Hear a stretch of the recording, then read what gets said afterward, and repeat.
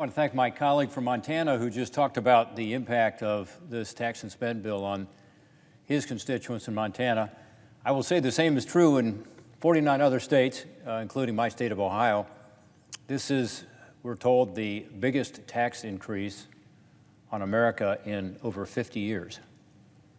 So this is a big deal. In terms of the spending, we've been hearing today it's the largest spending package ever.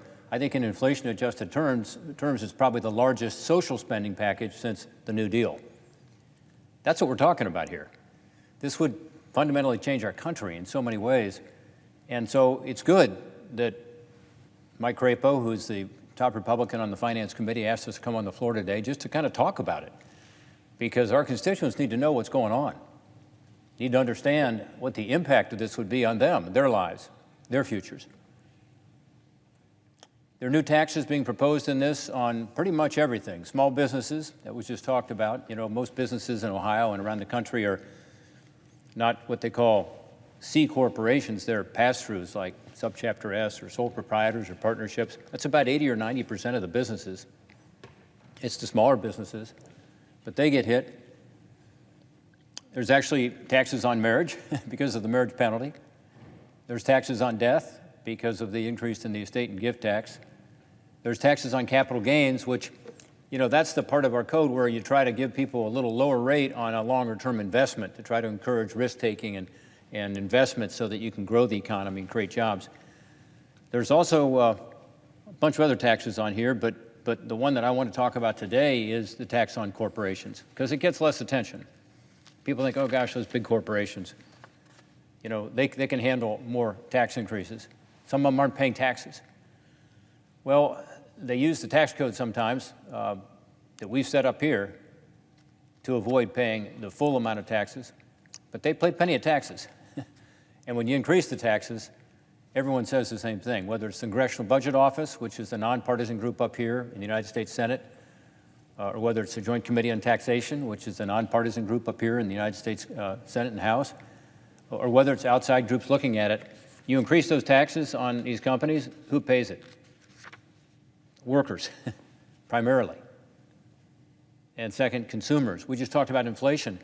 Think about it, all this new stimulus spending, because that's what it is, will add to inflation, but so will these higher taxes. Because part of what happens is, you know, if you have a higher tax on you and you're trying to sell something, you've got the same costs, maybe even higher costs coming in, you're going to charge more, and therefore when you go to the store to buy something, there's going to be more inflation. So all of this encourages more, not less inflation at a time when inflation is already unacceptably high. And I think everybody agrees with that. You know, when the Democrats did the $1.9 trillion package back in March, $1.9 trillion, that used to be a lot of money. We just sort of say it, $1.9 trillion. But when they did that, everybody said, oh my gosh, that's too much stimulus spending, it's going to cause inflation. And the promoters of that said, no, it won't. It won't do that because the economy is so weak, it'll be good for the economy. Well, it overheated the economy. And Larry Summers at the time, who was a former Secretary of the Treasury in a Democratic administration, an economist on the other side of the aisle, he warned about it, as did others. He said, look, this is going to fuel inflation. And boy, has it. So yes, people are getting some wage gains right now, higher pay, and I like that a lot. I think it's great. Before 2019, before COVID hit, thanks to the tax reforms of 2017, primarily, in my view, wages were going up. February of 2020 was the 19th straight month of wage gains of over 3% annually. I mean, my gosh, that was great. Mostly lower and middle income workers, by the way. Some of that's happening now, but guess what? It's all being eaten up. So if you got a 5% pay grade, pay wage raise this year, you probably got nothing because you're going to have about 5% inflation. So your dollar's not going as far.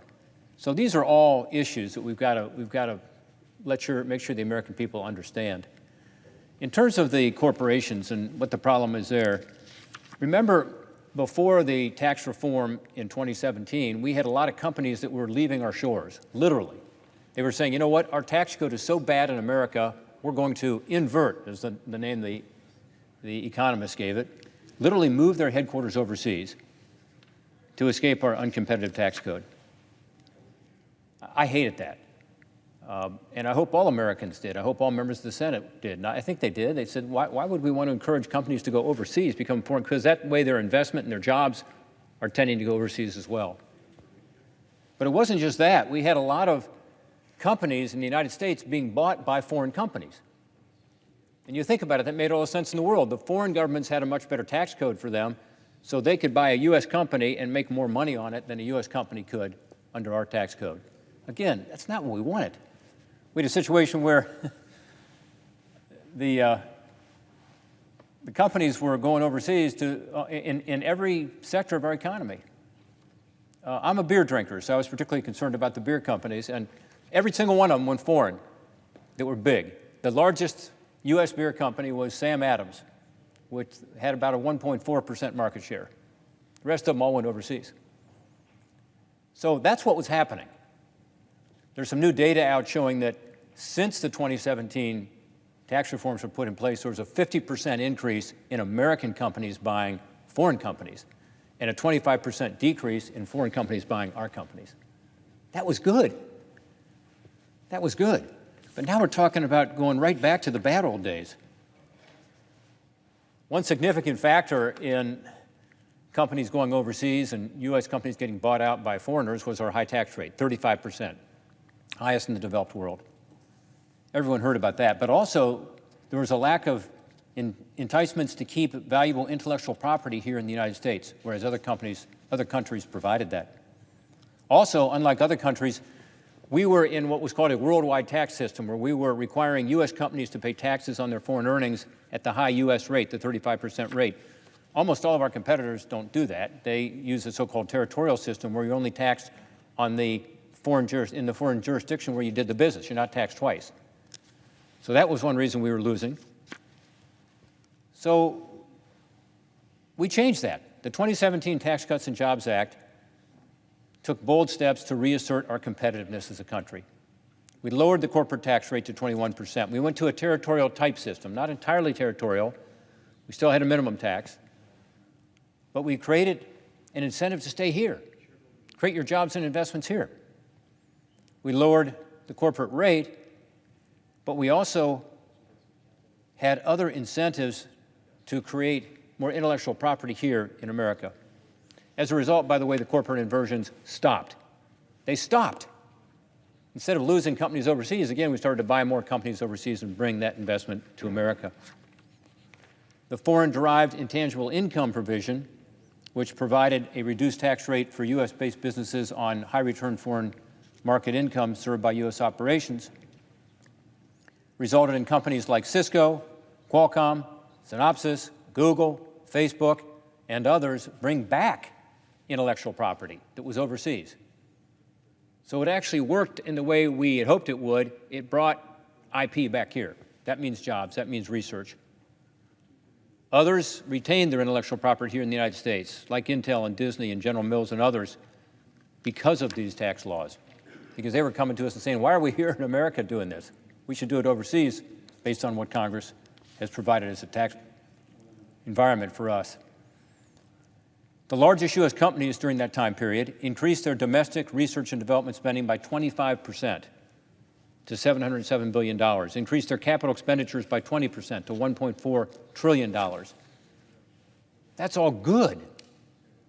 Again, workers saw real benefits, 50-year low in unemployment, strong wage growth, particularly for lower and middle-income workers, the lowest poverty rate in the history of the country since we started keeping track of it back in the 50s. This follows an earlier study by the Nonpartisan Congressional Budget Office, or CBO, that found that 70% of the tax cuts ended up going into workers' wages and benefits. So workers and businesses both benefited in this opportunity economy that was driving a lot of promising growth in the United States.